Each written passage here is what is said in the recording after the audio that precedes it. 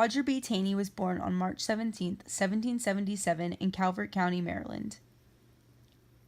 Growing up, his family was in the upper class and known to be quite wealthy. His father's name was Michael Taney. He was a tobacco planter and a plantation owner. Monica Brooke, who was born in Frederick County, Maryland, was Roger B. Taney's mother.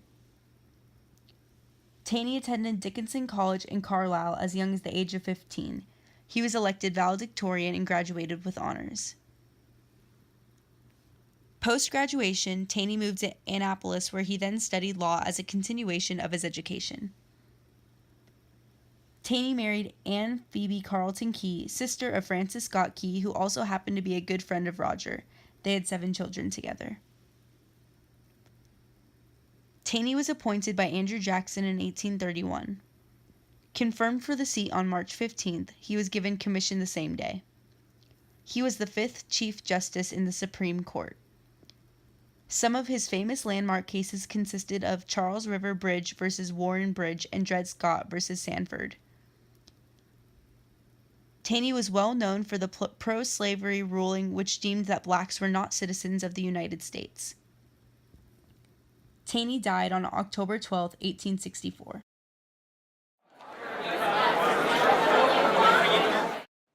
In the landmark case, California versus Greenwood in 1988, investigator Jenny Strassner of the Laguna Beach Police Department, Billy Greenwood, Diane Van Houten, and the neighborhood's regular trash collector were the parties involved in the case.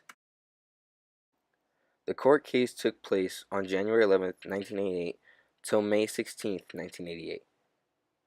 The impact the case had was police did not need a search warrant to go through garbage from then on.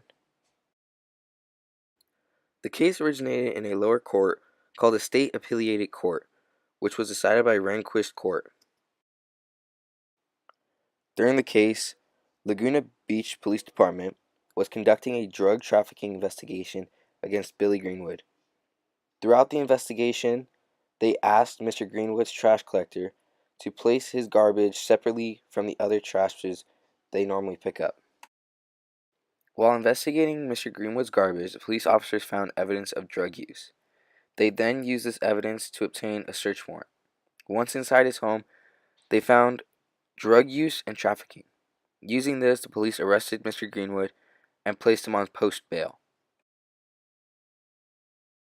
The California Superior Court dismissed the charges against Greenwood and Van Houten on the ground that unwarranted trash searches violated the U.S. Constitution's Fourth Amendment as well as the California Constitution.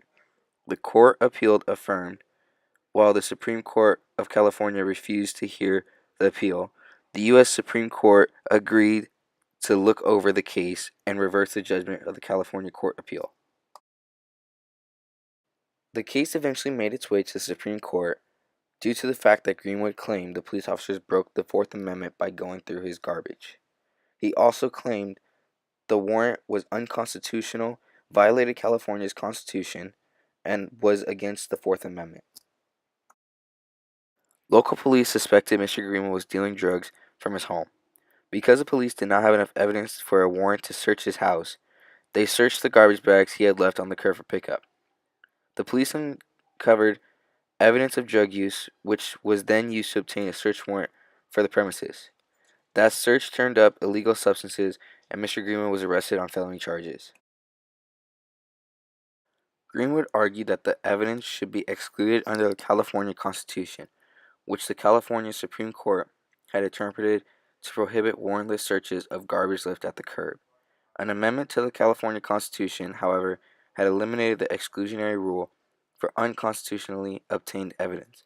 The court rejected Greenwood's claim that the amendment violated the Due Process Clause. As the case came to a close, the court held that the garbage placed on the curbside is unprotected by the Fourth Amendment. The court argued that there was no reasonable expectation of privacy for trash on public streets. The court also noted that the police cannot be expected to ignore criminal activity that can be observed by any member of the public.